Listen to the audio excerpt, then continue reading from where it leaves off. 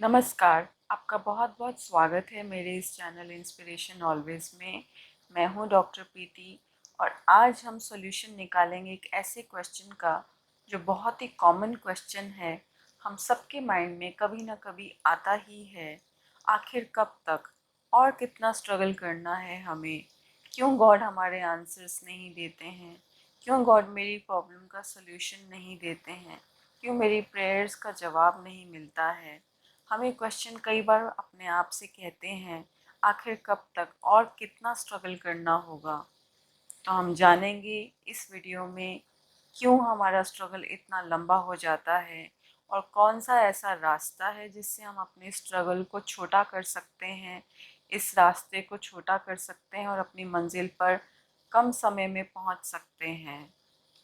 इससे पहले कि मैं अपने इस वीडियो की शुरुआत करूं, मैं थैंक्स करना चाहूँगी उन सभी ऑडियंस का जिन्होंने मेरे इस चैनल को सब्सक्राइब किया है, मेरे वीडियोस को देखते रहते हैं, लाइक भी करते हैं, शेयर भी करते हैं। और मैं रिक्वेस्ट करना चाहूँगी उन ऑडियंस को जिन्होंने मेरे इस चैनल को फ़र्स्ट टाइम विज़िट किया है और मेरे वीडियो को फ़र्स्ट टाइम देख रहे हैं, आप प्लीज़ इस चैनल को सब्सक्राइब कर दें ताकि आपको फ्यूचर में नए वीडियोस की नोटिफिकेशंस मिलते रहें। और साथ ही अगर आपको ये वीडियो पसंद आए तो आप इसको लाइक भी कर सकते हैं, अपने कॉन्टैक्ट्स के साथ शेयर भी कर सकते हैं। Thank you so much. तो चलिए शुरू करते हैं। जैसा कि ऑल्बर्ट आइंस्टाइन ने कहा है कि कोई भी प्रॉब्लम उस लेवल ऑफ कॉन्शियसनेस से सॉल्व नहीं की जा सकती जिस लेवल ऑफ कॉन्शियसनेस से वह क्रिएट हुई थी। दैट मीन्स अगर हमारा माइंड प्रॉब्लम ओरिएंटेड है, प्रॉब्लम को अटेंशन दे रहा है, प्रॉब्लम के बारे में सोच रहा है, उस लेवल ऑफ कॉन्शियसनेस से मैं उस प्रॉब्लम को कभी सॉल्व नहीं कर पाऊंगी। मैं यहाँ आपको एक लाइव एग्जांपल दे करके इसे एक्सप्लेन करना चाहूँगी। आज से 4 साल पहले मेरे पास एक कपल आया। वो कपल इस क्वेरी के साथ आया था कि क्या मेडिटेशन से इनक्योरेबल डिजीज़ क्योर की जा सकती है। उस कपल को किसी ने इन्फॉर्मेशन दी थी कि जो हस्बैंड है जिसको किडनी का प्रॉब्लम था, जिसको इनक्योरेबल किडनी का डिजीज़ था और किडनी ट्रांसप्लांट ही एकमात्र सॉल्यूशन था जिसमें भी सक्सेसफुल होने के बहुत मिनिमम चांसेस थे, बहुत रेयर चांसेस थे। डॉक्टर्स ने बोल दिया था कि ये सर्वाइव ज़्यादा टाइम नहीं कर पाएंगे, किडनी ट्रांसप्लांट करके कुछ टाइम के लिए लाइफ प्रोलॉन्ग की जा सकती है, लेकिन उसके अपने कॉम्प्लिकेशंस थे। बेसिकली ये कपल मेडिटेशन सीखने सिर्फ इसीलिए आया था क्योंकि वो अपनी इस डिज़ीज़ को क्योर करना चाहते थे। यंग कपल था, बच्चे छोटे थे और वो चाहते थे कि अगर मेडिटेशन से इस डिज़ीज़ को क्योर किया जा सकता है तो वो ज़रूर इसको ट्राई करना चाहेंगे। जब मैं उन्हें मेडिटेशन की क्लासेस दे रही थी तो उनका एक क्वेश्चन था कि क्या वो मेडिटेशन करके इस चीज़ को कम्प्लीटली ख़त्म कर सकते हैं, क्या उसकी किडनी रिवाइव की जा सकती है। उस कपल में जो फीमेल काउंटर पार्ट थी, मीन्स जो वाइफ थी, वो बहुत ज़्यादा वरिड थी अपने फ्यूचर को लेकर के, अपने हस्बैंड के फ्यूचर को लेके, अपने बच्चों के फ्यूचर को लेके, और हस्बैंड से बहुत ज़्यादा अटैच थी, तो बहुत ही ज़्यादा वरिड थी। उन्होंने मुझसे पूछा कि मेडिटेशन अगर हम करेंगे तो क्या 100% चांसेस हैं कि ये किडनी की प्रॉब्लम सॉल्व हो जाएगी। और वो जो वाइफ थी वो बहुत ही कीन थी। उन्होंने मुझसे पूछा कि मेडिटेशन में उसे किस तरह के थॉट्स क्रिएट करने हैं, किस चीज़ पर फोकस करना है ताकि वो मेडिटेशन जो है उसमें हेल्पफुल हो। जब मैं उसे एक्सप्लेन कर रही थी तो मैंने कहा, आपको मेडिटेशन में कोई एम लेकर के नहीं बैठना है। ये एम ऑलरेडी आपका सबकॉन्शियस माइंड जाता है, यूनिवर्स जानता है, जो हाईएस्ट इंटेलेक्ट है, जो सुप्रीम सोर्स है, सुप्रीम फादर है, सुप्रीम सोल है, वो आपकी इस विश को जानते हैं। आपको इस एम को लेकर के मेडिटेशन नहीं करना है। आप मेडिटेशन करें just for the sake of meditation. आप मेडिटेशन करें for the peace of mind. आप मेडिटेशन करें for the relax state of mind. आप मेडिटेशन करें to calm down yourself. आप मेडिटेशन करेंगे तो इस थॉट को लेकर के बैठेंगे कि जो भी होगा वो बेस्ट होगा और आप दोनों के लिए जो भी बेस्ट होगा वही ही गॉड क्रिएट करेंगे। मेरे इस आंसर को सुनने के बाद वाइफ और ज़्यादा एंग्शियस हो गई। उसे लगा कि शायद ये पॉसिबल नहीं है, इसलिए मैंने ऐसा आंसर दिया है और शायद इस तरह से मेडिटेशन करके उसको एक्सेप्टेंस वाले स्टेज में लेकर के जा रही हूँ कि जो भी होगा वो बेस्ट होगा, ताकि अगर उसके हस्बैंड नहीं भी सर्वाइव करते हैं तो वो उस बात को एक्सेप्ट कर ले। अब इस बात को दूसरे एग्जाम्पल को समझा करके मैं इस एग्जाम्पल को और क्लियरली आपको बताऊंगी। एक बार एक व्यक्ति था, वह गुरुजी के पास गया। उसने एक साधु के पास जाकर के उनसे मुक्ति पाने का, मोक्ष पाने का रास्ता पूछा। तो जो भी गुरुजी थे या जो भी साधु थे, उन्होंने उसको जो मंत्र दिया उसको बोला कि आप एक बात का ध्यान रखना कि जब आप इस मंत्र का जाप करेंगे तो जाप करने से पहले आपको बंदर को याद नहीं करना है। अब आप सोचिए क्या हुआ होगा। जब भी वो मंत्र जाप करने बैठता था तो सबसे पहले उसे बंदर ही याद आता था। तो हम जिस प्रॉब्लम का सॉल्यूशन चाहते हैं, हम सबसे पहले उस प्रॉब्लम को ही याद करते हैं। जब हम प्रॉब्लम को याद करते हैं तो हम एंग्जाइटी वाले स्टेट ऑफ माइंड में चले जाते हैं, और एंग्जाइटी वाले स्टेट ऑफ माइंड में आप कभी भी माइंड को रिलैक्स नहीं कर सकते, आप माइंड को क्वाइट नहीं कर सकते हैं। मेडिटेशन मतलब जहाँ आप अपने माइंड को क्वाइट करके अपनी एनर्जीज को एलिवेट करते हैं। जो एनर्जी सॉल्व करती है किसी भी प्रॉब्लम को, उस एनर्जी वाली स्टेज को अचीव करने के लिए आपको माइंड को क्वाइट करना पड़ेगा, उसे रिलैक्स करना पड़ेगा, उसे काम डाउन करना पड़ेगा। लेकिन अगर आप बार बार प्रॉब्लम के बारे में सोचेंगे और उसके रिजॉल्व होने के बारे में सोचेंगे तो आप कभी भी उस क्वाइट स्टेट ऑफ माइंड में कभी भी नहीं पहुंच पाएंगे, और आप उस लेवल ऑफ कॉन्शियसनेस को अचीव ही नहीं कर पाएंगे जिस लेवल ऑफ कॉन्शियसनेस से प्रॉब्लम सॉल्व होती है। जिस लेवल ऑफ कॉन्शियसनेस से मिरेकल्स होते हैं, हम उस लेवल ऑफ कॉन्शियसनेस पे कभी पहुंच ही नहीं पाते हैं। क्योंकि अगर हम अपने ह्यूमन स्टेट, अपने ह्यूमन एक्सपीरियंस से कोई भी चीज़ को देखते हैं तो उसके साथ जुड़े हुए सारे नेगेटिव इमोशंस होते हैं। फियर, इनसिक्योरिटी, सैडनेस, एंग्जाइटी, ये सारे लो एनर्जी के वाइब्रेशंस हैं। ये लो एनर्जी के वाइब्रेशंस कभी भी उस स्टेज को अचीव करने में कभी हेल्प नहीं करेंगे, उस रियलिटी को मैनिफेस्ट करने में कभी हेल्प नहीं करेंगे जिस स्टेज में आपको पीस, रिलैक्स्ड, फ्रीडम, ईज का एक्सपीरियंस होता है। जब हम सॉल्यूशन ओरिएंटेड अप्रोच में होते हैं, हम हाई एनर्जी लेवल पर होते हैं, उस तरह के थॉट्स क्रिएट करते हैं जो थॉट्स प्रॉब्लम को रिजॉल्व करता है, जो थॉट्स प्रॉब्लम को सॉल्व करता है। उस लेवल ऑफ कॉन्शियसनेस को अचीव करने के लिए आपको अपने माइंड को पहले रिलैक्स करना होता है, काम डाउन करना होता है, क्वाइट करना होता है, ताकि आपकी एनर्जी लेवल्स रेज हो सकें, आप उस हायर कॉन्शियसनेस में पहुंच सकें। बेसिकली हमारी फीलिंग्स हमारे इंडिकेटर्स हैं कि हम किस तरह की, किस क्वालिटी के थॉट्स क्रिएट कर रहे हैं। अगर हमारे अंदर disappointment, frustration, unsatisfaction, dissatisfaction, unhappiness, sadness, fear, anxiety के इमोशंस आ रहे हैं, इसका मतलब हम कहीं ना कहीं उस तरह के थॉट्स क्रिएट कर रहे हैं। क्योंकि thoughts come first, then comes feelings and then comes action.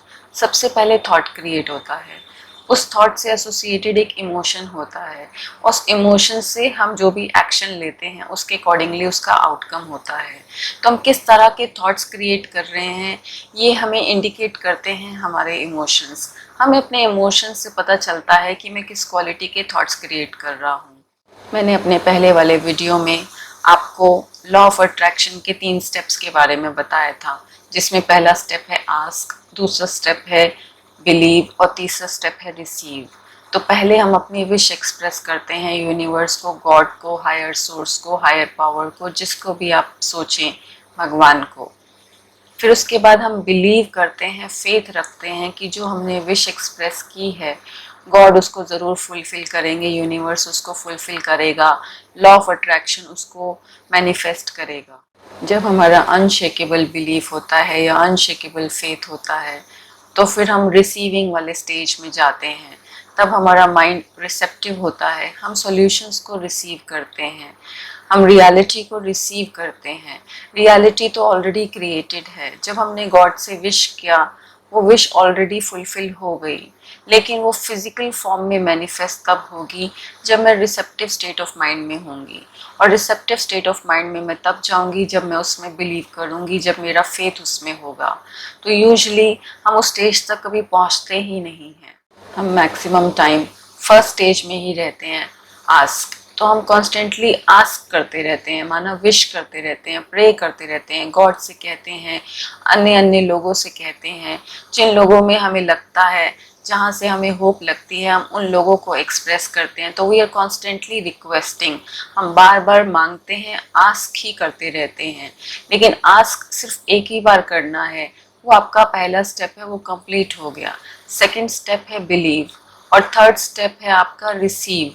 Receive आप तब करते हो जब आप उस तरह की स्टेट ऑफ माइंड में होते हो जहां आप सेटिस्फाइड हो, जहां आप एट ईज फील कर रहे हो, जहां आप एट कंफर्ट फील कर रहे हो, जहां आप फ्रीडम फील कर रहे हो, माइंड से कंप्लीटली रिलैक्स्ड हो, तब आप रिसेप्टिव स्टेज में होते हो।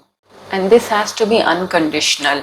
आपको उसमें कोई कंडीशंस फिक्स नहीं करने हैं कि जब ये होगा तो मैं सेटिस्फाइड हूँगा, जब ये होगा तो मैं हैप्पी हूँगा, जब ये होगा उसके बाद ही मैं कंफर्ट फील करूँगा।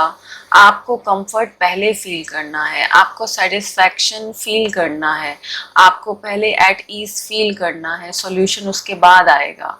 लेकिन हम क्या करते हैं, हम हमेशा काउंटर प्रोडक्टिव स्टेज में रहते हैं। हम उस तरह के थॉट्स क्रिएट करते हैं जो हमारी प्रॉब्लम को और इंक्रीज करता है, क्योंकि हमने ये सुना है ऑलरेडी कि जहाँ हमारा अटेंशन जाता है वहाँ एनर्जी फ्लो होती है, और जहाँ एनर्जी फ्लो होती है वो ग्रो करता है, वो इंक्रीज करता है। तो हमें अटेंशन किस तरह के थॉट्स को देना है, हमें ये चीज़ पर ध्यान देना है। जैसे फॉर एग्जांपल, अगर हम प्रॉब्लम के बारे में ही सोच रहे हैं, हम कॉन्स्टेंटली, फॉर एग्जांपल अगर कोई पेरेंट चाहता है कि उसके बच्चे का बिहेवियर चेंज हो जाए, वह इम्प्रूव हो जाए, उसका अपने बच्चे के साथ रिलेशनशिप इम्प्रूव हो जाए, या हस्बैंड वाइफ के बीच में ये विश होती है कि उन दोनों का आपस का रिलेशनशिप इम्प्रूव हो जाए, लेकिन वो कॉन्स्टेंटली जो नहीं है या जो चीज़ इम्प्रूव नहीं हुई है, जो रॉन्ग हो रहा है, उसी पर फोकस कर रहे होते हैं और उसी को अटेंशन दे रहे होते हैं। और उसको अटेंशन देते देते उनके अंदर जो थॉट्स क्रिएट होते हैं वो सब नेगेटिव थॉट्स होते हैं, और वो नेगेटिव इमोशन क्रिएट करते हैं, जिससे वो प्रॉब्लम कभी सॉल्व नहीं होती है। तो हमको सबसे पहले एक्सेप्टेंस लाना पड़ेगा। सबसे पहले we have to feel peace where we are. हम जहाँ हैं वहाँ पर ही हम शांति का अनुभव करें, हम जहाँ हैं हम वहीं पर ही संतोष का पहले अनुभव करें। हम जो हैं, जैसे हैं, जिसके साथ हैं, हम उनके साथ संतुष्टता का अनुभव करें। तब हम हायर स्टेप पे जाते हैं, सेकंड स्टेप पे जाते हैं, जहाँ पर हम उस कॉन्शियसनेस पर पहुँचते हैं जहाँ हम सॉल्यूशन को अट्रैक्ट करते हैं, जहाँ हम रिजॉल्व सिचुएशन को अट्रैक्ट करते हैं। तो सबसे पहले हमें उस तरह के थॉट्स चूज़ करने हैं जो हमें सेटिस्फैक्शन देता है। अगर आपको वो सब्जेक्ट जिसके बारे में आप सोच रहे हैं, जो आपकी प्रॉब्लम है, जब भी आप उस प्रॉब्लम के बारे में सोचते हैं आपको डिससेटिस्फैक्शन, अनसेटिस्फैक्शन, अनहैप्पीनेस के थॉट्स आते हैं, तो आप उस सब्जेक्ट के बारे में सोचना ही बंद कर दें। आप ऐसे सब्जेक्ट के बारे में सोचें जहाँ पर आपको सेटिस्फैक्शन फील होता हो, जहाँ आप एट ईज फील करते हो, जहाँ आप कंफर्ट में फील करते हो, फ्रीडम फील करते हो, अंदर में रिलैक्स स्टेट ऑफ माइंड को फील करते हो। आप उस तरह की चीज़ों के बारे में सोचना शुरू करें। अगर आपकी लाइफ में 10 चीज़ों में से 9 चीज़ें खराब चल रही हैं, लेकिन एक भी चीज़ अगर अच्छी चल रही है, आप उस एक चीज़ पर फोकस करें और अपनी सेटिस्फैक्शन ढूंढें, सेटिस्फैक्ट्री थॉट्स क्रिएट करें। हमारे फीलिंग्स हमारे इंडिकेटर्स हैं। तो जैसे ही आप अंदर में महसूस करें कि आप अनसेटिस्फाइड फील कर रहे हैं, अनहैप्पी फील कर रहे हैं, अपने माइंड पर अटेंशन दें, अपने थॉट्स पर फोकस करें, मेडिटेट करें, माइंडफुलनेस का एक्सपीरियंस करें, प्रैक्टिस करें, योगा करें, ब्रीदिंग एक्सरसाइजेस करें, अपनी ब्रीदिंग पर फोकस करें, जिससे कि आपका माइंड थोड़ा शांत होता हो। और जब आपका माइंड शांत हो तो उस तरह के थॉट्स को चूज़ करें जो थॉट्स आपको सेटिस्फैक्शन देते हैं। जब आप उस लेवल ऑफ कॉन्शियसनेस पे पहुंचते हैं तो ये आपका नेक्स्ट स्टेप है, और ये स्टेप आपको हेल्प करेगा आपके प्रॉब्लम के रेजोल्यूशन में। तो हम प्रॉब्लम है, क्या चीज़ हम नहीं चाहते हैं, हम बार बार उसी पर फोकस करते हैं, हम बार बार सोचते हैं कि मुझे ये नहीं चाहिए, मुझे ये नहीं चाहिए, और जो चीज़ हमें नहीं चाहिए हम उसी के बारे में बार बार सोच रहे हैं। लॉ ऑफ अट्रैक्शन वो ये नहीं देखता है कि आपको क्या चाहिए क्या नहीं चाहिए, वो ये देखता है कि आपका अटेंशन किस पर है। तो जिस चीज़ पर आपका सबसे ज़्यादा अटेंशन है वो उस तरह की मिलती जुलती चीज़ें और आपके सामने ला के प्रस्तुत करेगा। तो आपको ये अटेंशन देना है कि मेरा अटेंशन किस पर होना चाहिए। ये बहुत ही गहरी फिलॉसफी है। ये एक ही दिन में अचीव करना थोड़ा डिफ़िकल्ट है, लेकिन अगर हम इसको प्रैक्टिस करेंगे तो हम इस स्टेज को अचीव कर सकते हैं। अब मैं वापस आती हूँ उसी एग्जाम्पल पर। तो जब मैं उस कपल को ये बात एक्सप्लेन कर रही थी और मैं कह रही थी कि डेफिनेटली मेडिटेशन से इनके किडनी के प्रॉब्लम में इम्प्रूवमेंट होगा और इनका सर्वाइवल भी, इनकी लाइफ भी इंक्रीज होगी, ग्रोथ बढ़ेगी, लेकिन आपको इस थॉट को लेकर के मेडिटेशन नहीं करना है। मैंने उस लेडी को बोला कि आप इस थॉट को छोड़ करके मेडिटेट करें, सिर्फ उस पीसफुलनेस को एक्सपीरियंस करने के लिए, गॉड के साथ उस रिलेशनशिप को एक्सपीरियंस करने के लिए, जहाँ आप उस केयर फ्री स्टेज को एक्सपीरियंस करते हैं। और आपकी वो एलिवेटेड स्टेज आपके हस्बैंड को पॉजिटिव वाइब्रेशंस देगी और आपके पॉजिटिव वाइब्रेशंस आपके हस्बैंड की स्टेट ऑफ माइंड को इम्प्रूव करेंगे और उनकी स्टेट ऑफ माइंड इम्प्रूव होने से उनकी किडनीज भी इम्प्रूव होने लगेंगी, उनकी प्रॉब्लम जो है वो रिजॉल्व होने लगेगी। जैसे ही उन्होंने इस लॉजिक को समझा और मेडिटेट करना शुरू किया, ग्रेजुअली आफ्टर अ मंथ उन्होंने अपने इन्वेस्टिगेशंस रिपीट कराए और उनकी किडनीज में इम्प्रूवमेंट था। उनकी वाइफ बहुत हैप्पी थी।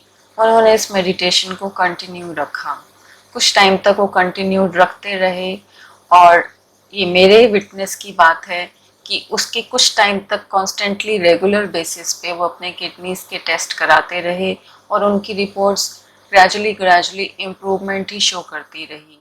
कुछ समय के बाद उनके हस्बैंड का ट्रांसफ़र किसी दूसरी सिटी में हो गया, तो वो सिटी से बाहर कहीं दूर दूसरे सिटी में जा कर के वो इस्टेब्लिश हो गए।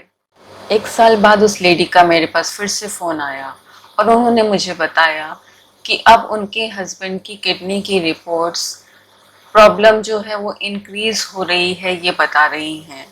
कॉन्स्टेंटली उसके जो किडनी फंक्शन टेस्ट और अदर रिपोर्ट्स थे उसमें ये निकल के आ रहा है कि उनकी डिजीज़ प्रोग्रेस करने लगी है। तो मैंने उनसे पूछा कि 1 साल तक सब स्टेबल था? उन्होंने कहा हम स्टेबल था। मैंने उनसे पूछा कि क्या वे रेगुलर मेडिटेट करते हैं? तो उसने बताया कि वह लेडी तो रेगुलर मेडिटेशन के लिए जाती है, हालांकि वो उस लेवल का मेडिटेशन एक्सपीरियंस नहीं कर पा रही है क्योंकि उसके हस्बैंड ने मेडिटेशन करना छोड़ दिया है, उन्होंने मेडिटेशन सेंटर जाना छोड़ दिया है। और वो लेडी इस बात को लेकर के बहुत वरिड रहती हैं कि उसके हस्बैंड जो हैं वो मेडिटेशन क्यों नहीं करते हैं और मेडिटेशन सेंटर क्यों नहीं जाते हैं। तब मैंने उस लेडी को फिर से एक्सप्लेन किया कि आपके लेवल ऑफ कॉन्शियसनेस के ऊपर डिपेंड करता है कि आप प्रॉब्लम को इंक्रीज़ करेंगे या प्रॉब्लम को डिक्रीज़ करेंगे। उनका स्टेट ऑफ माइंड जो भी हो, उनकी रेगुलरिटी है या नहीं है, आपको इसके लिए चिंता नहीं करनी है। आपको अपने लेवल ऑफ कॉन्शियसनेस को इतना रेज करना है कि उनके अंदर इंस्पिरेशन क्रिएट हो और उनको मोटिवेशन मिले कि वो भी मेडिटेशन वापस फिर से शुरू करें। लेकिन अगर आप उसको एंग्जाइटी की तरह से लेंगे, टेंशन की तरह से लेंगे और आप सोचते रहेंगे कि ये मेडिटेशन क्यों नहीं करते हैं, ये मेडिटेशन छोड़ना इनके लिए अच्छा नहीं है, और आप उनको बार बार नैग करेंगे या प्रोवोक करेंगे, वो इरिटेट फील करेंगे और इसकी वजह से आप दोनों की ही स्टेट्स ऑफ माइंड जो हैं वो बहुत अच्छी नहीं रहेंगी। फिर मैंने उसे एक्सप्लेन किया कि आप अपनी पॉजिटिविटी को मेंटेन रखें, अपनी एंग्जाइटी को रिड्यूस करें, अपने आप को काम डाउन करें। और मैंने उस लेडी को बताया कि जैसे जैसे वो अपने ऊपर फोकस करेंगी, फोकस अपने ऊपर करना है, फोकस दूसरे के ऊपर नहीं हम कर सकते हैं, हम दूसरे को चेंज नहीं कर सकते हैं, लेकिन हम अपने आप को चेंज कर सकते हैं और अपनी एंग्जाइटी को रिड्यूस कर सकते हैं, अपनी वरी करने की नेचर को चेंज कर सकते हैं, हम अपने स्टेट ऑफ माइंड को इम्प्रूव कर सकते हैं, जो ग्रेजुअली उन्हें भी अपलिफ्ट करेगा और उन्हें भी हेल्प करेगा एक पॉजिटिव लाइफस्टाइल को अडॉप्ट करने में। और उनको ये बात समझ आ गई। फिर उन्होंने वापस अपने ऊपर फोकस करना शुरू किया और जैसे ही उन्होंने अपने ऊपर फोकस करना शुरू किया, थोड़े समय बाद उन्होंने मुझे फिर से फ़ोन करके बताया कि अब सिचुएशन जो है इम्प्रूव हो गई है। उनके हस्बैंड ने फिर से मेडिटेशन सेंटर जाना शुरू कर दिया है। Now he is taking care of himself और उनके रिपोर्ट्स भी अभी बेटर रिजल्ट्स दिखा रहे हैं। तो समझ में आता है इन सब चीज़ों से कि हमारी लेवल ऑफ कॉन्शियसनेस के ऊपर डिपेंड करता है कि हमारी प्रॉब्लम हमें और स्ट्रेस देगी या हमारी प्रॉब्लम रिड्यूस होगी। तो इसीलिए हमें इस बात पर बहुत बहुत अटेंशन देना है कि हम किस लेवल ऑफ कॉन्शियसनेस से अपनी प्रॉब्लम को सॉल्व करने की कोशिश कर रहे हैं। आज के लिए इतना ही। थैंक यू सो मच, आपने इस वीडियो को इतना पेशेंस के साथ सुना। Thank you for your support.